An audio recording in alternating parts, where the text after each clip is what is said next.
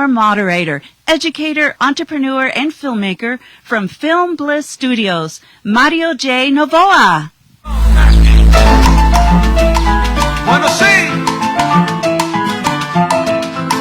Hello, everybody. Welcome, welcome. My name is Mario Novoa. Welcome, everybody, to the talkback for the documentary film Unidad, GAY Lesbian Latinos Unidos. Let's give it up to GLLU.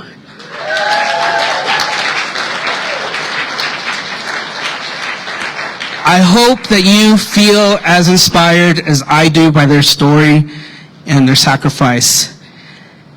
I hope that you take that energy with you wherever you go back after today. My name is Mario Novoa again. I'm a Southern California-based Salvadoran American filmmaker and educator in pursuit of creating more Latinx queer films through my company, Film Bliss Studios. I have the honor and privilege today of introducing the subjects of Unidad and the director, producer, editor. First, I want to acknowledge the Latinx House. I want to thank the Raizado Latinx House Festival for providing a platform for dynamic leaders and creators to share action-oriented ideas throughout the festival this past week. It's been an incredible experience for us all. Thank you. I also want to acknowledge our viewers who are watching this through the live stream who didn't get a chance to see the film, and I hope you do someday. And I want to just give you a brief overview over the film if you didn't get to watch the film. Gay and Lesbian Latinos Unidos, GLLU, the first major LGBTQ organization in Los Angeles, was founded in 1981, only a dozen years after the Stonewall Rebellion, and only a couple of years before the HIV/AIDS pandemic began to ravage LGBTQ communities. Unidad chronicles events surrounding GLLU at a pivotal time in history. Let's welcome our first panelist, Laura. Laura Esquivel is the Vice President for Federal Policy and Advocacy for Hispanic Federation, where she leads federal advocacy efforts in the areas of immigration, climate justice, education, healthcare, LGBTQ, and other civil rights issues from Washington, D.C. Laura is a seasoned political and legislative strategist with more than 30 years of grassroots electoral and policy advocacy experience. In 1983, Laura was a co-founder of Lesbianas Unidas, and by 1984 became Gay and Lesbian Latinos Unidos, GLLU, first lesbian president and the group's third. She is featured in Queer Brown Voices, Personal Narratives of Latino, Latina LGBT Activism, Laura M. Esquivel, an East LA warrior who bridged the Latina, Latino, and the gay worlds. She has been referred to as La Madre of the Latino LGBT movement. Laura, please join us.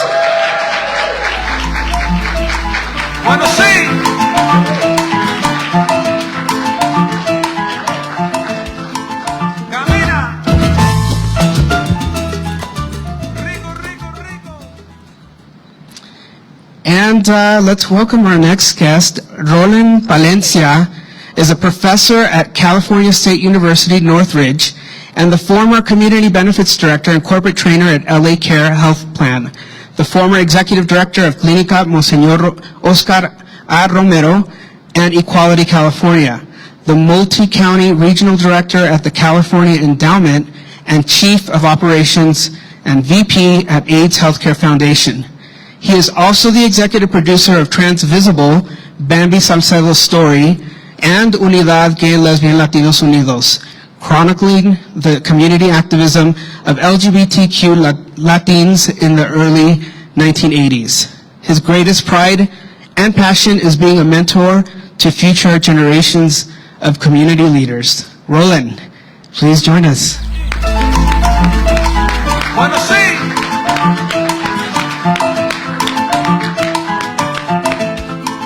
Camina. Next, I want to introduce Gregorio Davila. Under his production company, LA A Queer History, Inc., he has written, produced, edited, and directed 2 short films and 1 feature length. Nancy from Eastside Clover, which played in 12 festivals around the world and won 5 awards, including the Audience Award at the Seattle Queer Film Festival. And Jean Cordova, Witches, Lies, and Feminism, which made its festival debut at Outfest Los Angeles in July 2017, winning the Jury Award for Best Short Documentary, and several other awards globally. His newly completed feature-length documentary, LA A Queer History, a film showcasing the rich LGBTQ+ history of the Los Angeles area, has already won 3 awards. The film is distributed by the History Channel and A&E networks in Germany and in the U.S. on your local PBS station. Gregorio, please join us. Bueno, sí.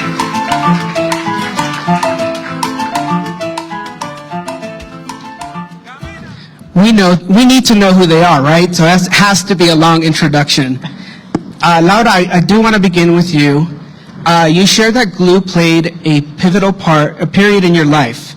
How do you believe that being part of GLLU has helped you and your community?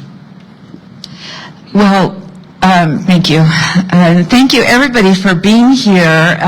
It really is very special to have this shown in front of an audience like you. It means the world. It means the world to me to see so many friends here. What did it do for me? I mean, like I said, we were kids. Okay, we were in our early 20s. We'd never done anything like that before. And keep in mind, it was all volunteer.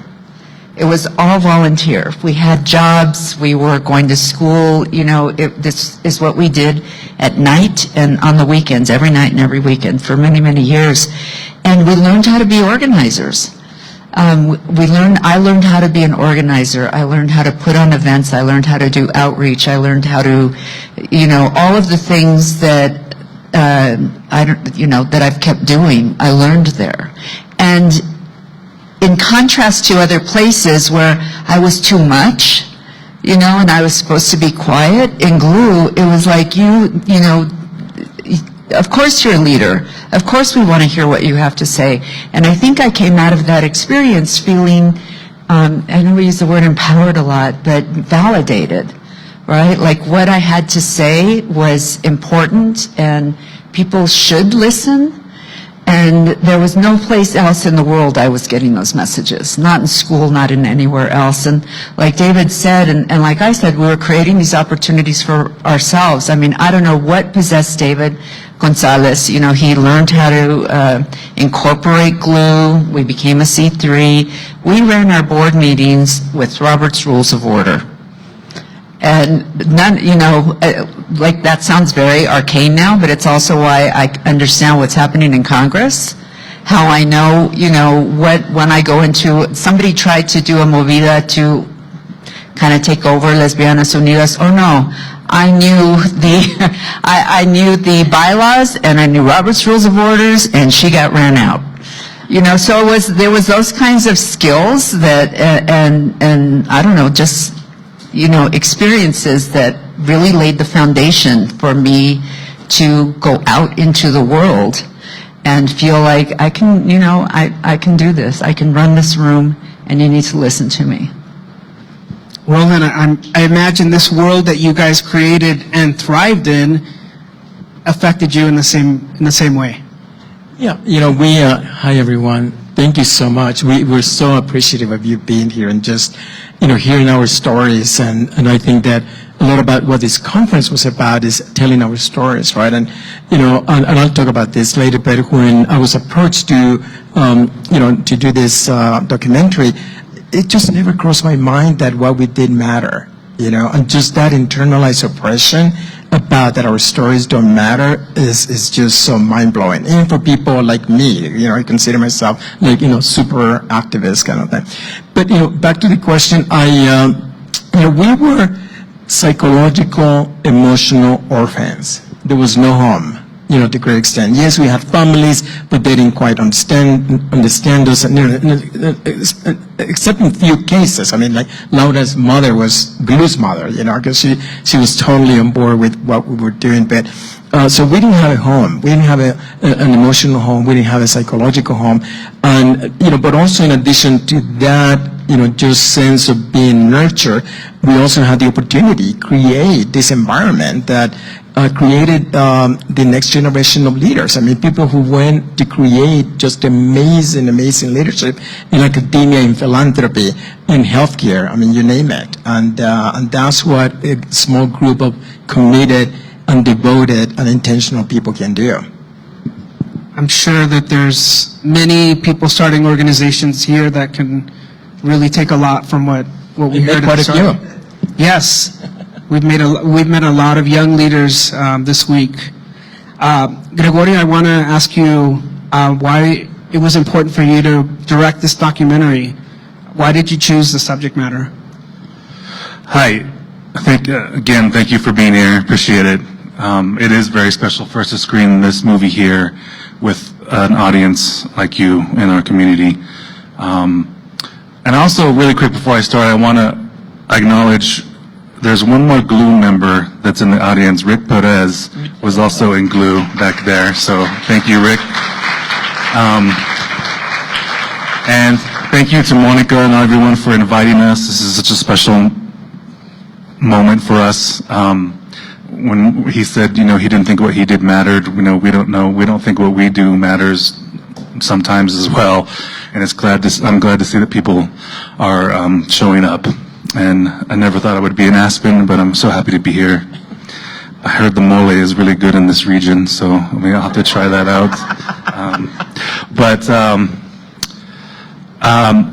I had done that. Mario was a producer. All those few movies that Mario mentioned in my intro, Mario was also a producer on them. We have a history and working history, and we work really well together, and we have very similar visions on what we want to achieve. So Mario has been a part of that as well. And I made LA A Queer History, the documentary about the LGBT history of Los Angeles, and that took us 10 years to make, and we just finished it a couple years ago, and it's now on PBS. But I interviewed Roland for that, and that's when I first heard of the story of GLLU. And the first cut I did of that film was almost 5 hours, and I had to cut it down to a film size, and that meant cutting out a lot, and GLLU was one of the stories that we had to cut out. So, and that was sort of my response to that, was I wanted to tell this story, so I decided to approach Roland about making a documentary of GLLU on its own. And so that's how it started. And we started in November, and I finished it in April. So we did it in 5 months, which is unheard of, really. So. Laura and Roland, this question's for you. To revisit this integral period of your life, of your lives, why did you want to support the making of this documentary when you have new endeavors and you have new, different lives now? Well, again, telling our history and the insistence on being included in history and the recent events to erase us.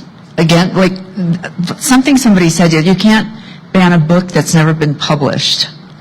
Right? It was one of the things the speaker said yesterday. And the few things that have been published, they're not trying to get them, out of schools and stop teaching ethnic history. But our stories about queer Latinos, and I should update my resume. It says I've been doing this for 30 years. I guess it's been longer than that. But what's telling is I didn't think the unpaid work before that counted. Right? So, God, what was the question? Why is it important? Okay. Yeah, why are we revisiting that? So many people don't want to share their stories, especially in front of a film crew. And you gave us that chance. Yeah, well, this has been really, I feel very vulnerable every time every time it gets screened in front of people. This was very, very vulnerable, but as Brene Brown says, vulnerability is really a strength. But the book that you mentioned, Queer Brown Voices, that came out a couple of years ago, those are personal narratives of Latino LGBT people from the 70s and 80s, and it was the first time that we started, you know, the editors are like, nobody's telling our stories. We're completely left out of gay history. We're completely left out of queer history, and so we need to tell those stories ourselves. And since that book has been published, I get notes from students. It's being taught in universities now. And I get notes from students, and I meet people who are just, you know, who it means a lot to them to know what their history is, right? This isn't just our story. This is their history, not just ours. And so I feel a real, I don't know, I'm honored to tell. I mean, I didn't think, not like Roland, not that it wasn't important, but it was just what we did when we were kids, you know, and so to have people say, no, it was important. It's validating, not just for us, but as Latinos, as queer Latinos, to make sure that, you know, people know we have contributed to making the change that we see today in this country.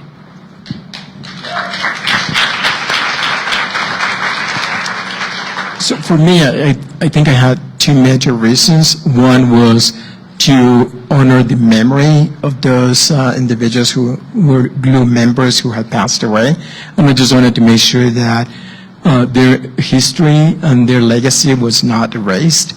So that was a big motivator for me. Once I got on board and, you know, and these guys really said, you know, we got to tell this story. The other one is the richness of the organizing that happened, you know, with GLLU. I mean, GLLU, it's kind of taken for granted that men and women actually work together. In the gay community in Los Angeles, that was not the case. It was actually very polarized. A lot of the women wanted to be part of the what at that time was the gay community services center, and they literally had to fight their way in. And in GLLU, it was exactly the opposite. I mean, we just, you know, could not continue that organization without the participation of our Latina lesbian sisters. And like Geneva said, you know, we created, and we're so naive. I mean, we created the, you know, lesbian task force, you know, and it's like, you know, nowadays it would be so politically incorrect, but, you know, we didn't know better. But, you know, that was our way of saying, you know, we want this to be a co-gender. And also, it was very pan-Latin in the sense that there were Colombians, you know, Jose Ramirez himself was New York-Rican. Any New York-Ricans in the house? Yes. So Jose Ramirez was New York-Rican, and I remember that I would tell him, you know, Jose, you're a crazy New York-Rican. And he says, you don't have to say crazy, that's just repetitive. But, and, you know, Colombians and Chileans, and I was born and raised in Guatemala, Salvadorians, and Chicanos from, you know, 3-4 generations deep, New Mexican Chicanos, you know, whose families were here long before the border crossed them. And the political richness of, you know, everyone's contribution. So I would say those are really the two major reasons to keep their memory alive. And as many of you noticed, Geneva Fernandez actually passed away about a month ago. And you know, and we're aging. I mean, and our, okay, I'm aging, Laura's not. And, you know, yeah, keeping those memories alive. I mean, I've heard it said before that film is forever, and I hope this one is one of those films. And I know that you touched a little bit on the subject of leadership. What can new leaders in the audience or live stream audience, what would you like them to take from what you established at GLLU in terms of leadership? Speechless. Well, you know, I would say, you know, we had this kind of, how to say, you know, I guess people will call them like bites, like sound bites, like the personal is political. And we're really grounded in that. No one is free until everybody's free. And we truly believe in that. And we were an international consciousness kind of movement. So I think that, you know, and nowadays, you know, I think there's something really important to go deep into your community and to advocate for your own individual community, but also make sure that you go horizontal. Vertical is good, but go horizontal. And we did that. We did a lot of that work, and we in Unidad will report what was happening with the LGBTQ movement in Latin America, and we will go to conferences that were international, and we were very connected to those spaces. And I would say find your people. You know, the work is hard. And, you know, when I said, oh, people listen to me, and I don't mean me. I mean what we were. It's like you need to listen to whatever it was about racism, how we're being treated, how, you know, what we expect and calling people out. And those people, obviously, they don't want to hear it and they want to silence you. And so there's power in finding your people and having you not be the only voice. You know, it's hard work. There's a lot of scars under here. And what we saw earlier in the Cultures Latina and the women coming together, our power is in our connection.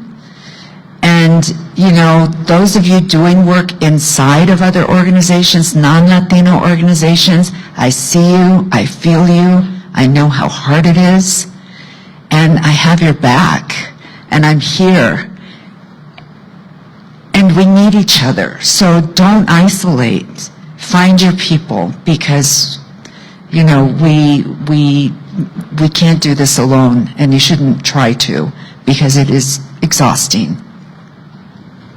Thank you for that.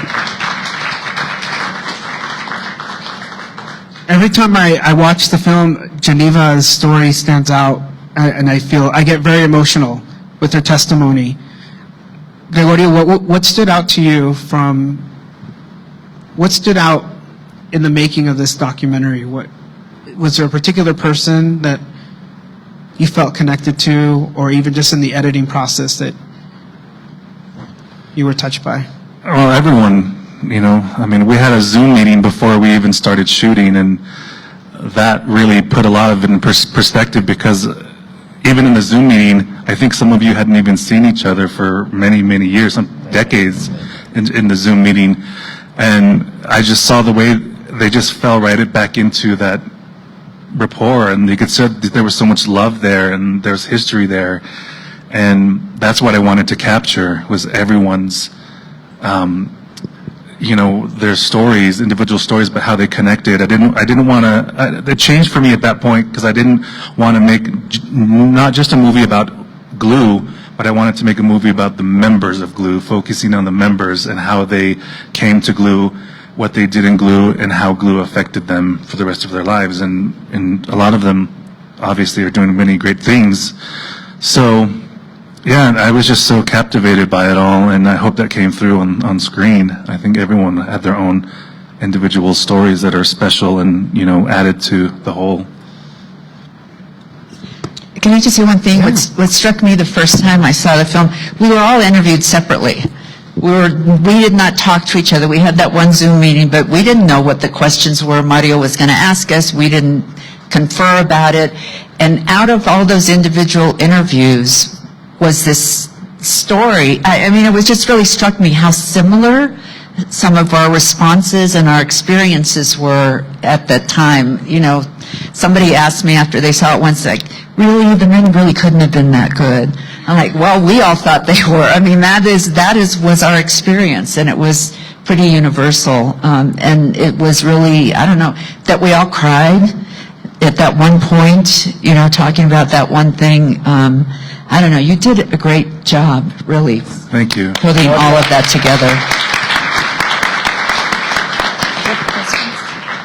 That's really good to hear, because my biggest fear was what you guys were going to think about it, you know, because it's your story, so.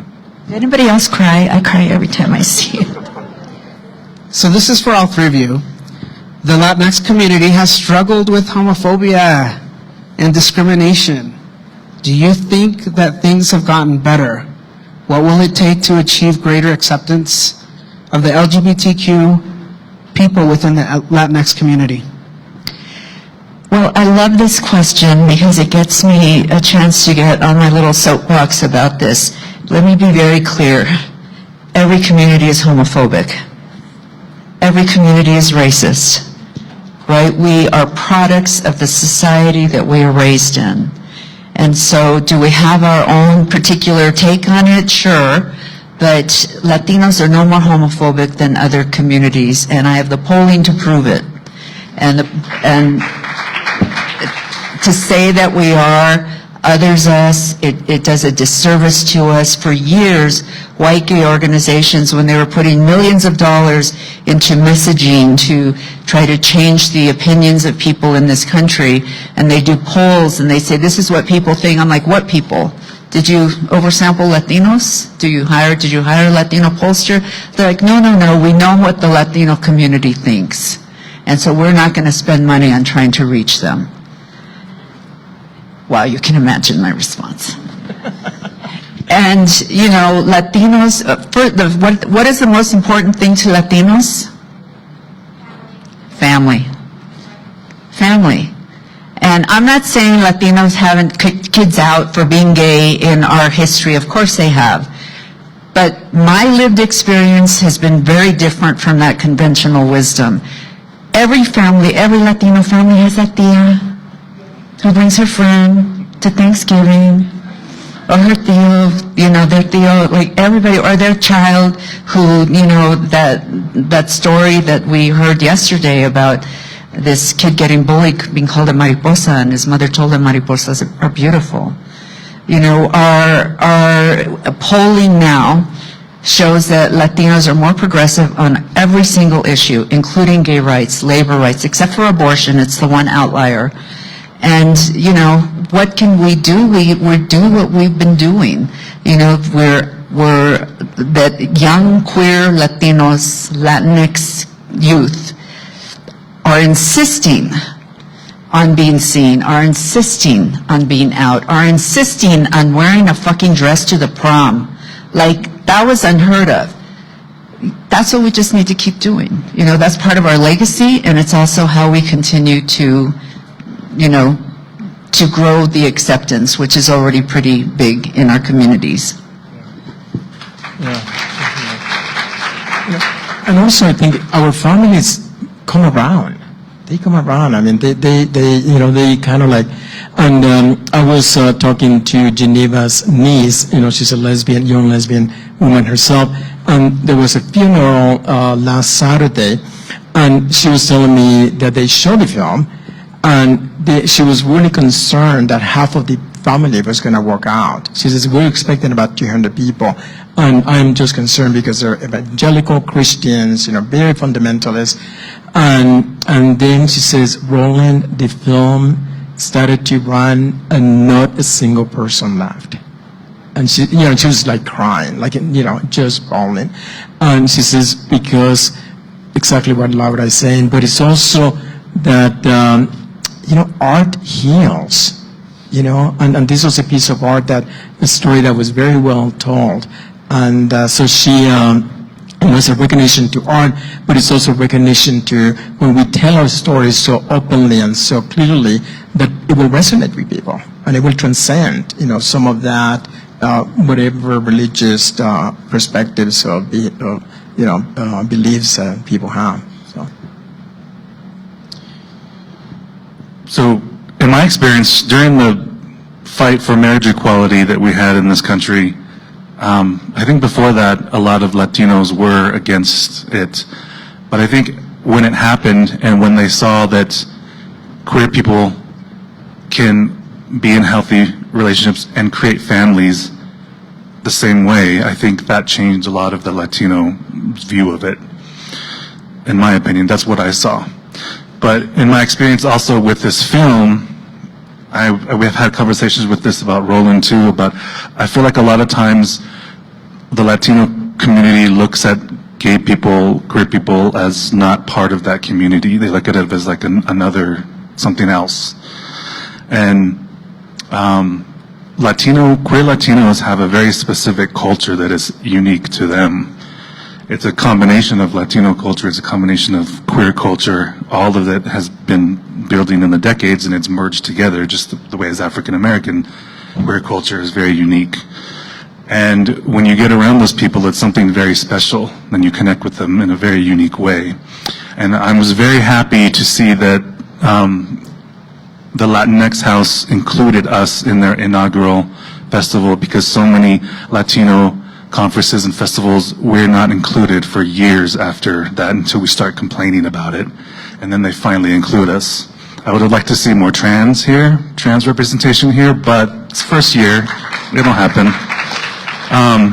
But we've submitted our film to over 24 festivals, and we're just now starting to get the responses in, whether we got in or not. And our target was Latino festivals and queer festivals. And so far we've gotten into a few queer festivals. We haven't gotten into some of them. We have not gotten into one Latino festival at all, which indicates there's a problem still. So that's what we're seeing, and we're even considering writing letters to those people, and we're going to look at their history and if they've shown queer stuff before. And that's part of the reason I made this film, because we want to merge, we want to let people know, like Laura says, gay people look like us too, but also say gay people look like you too, the Latino people. We look like you as well. So I want to build that bridge. I think that's what we're all here trying to do. So. Well, I think that's our time. I want to thank everybody that is here today supporting us.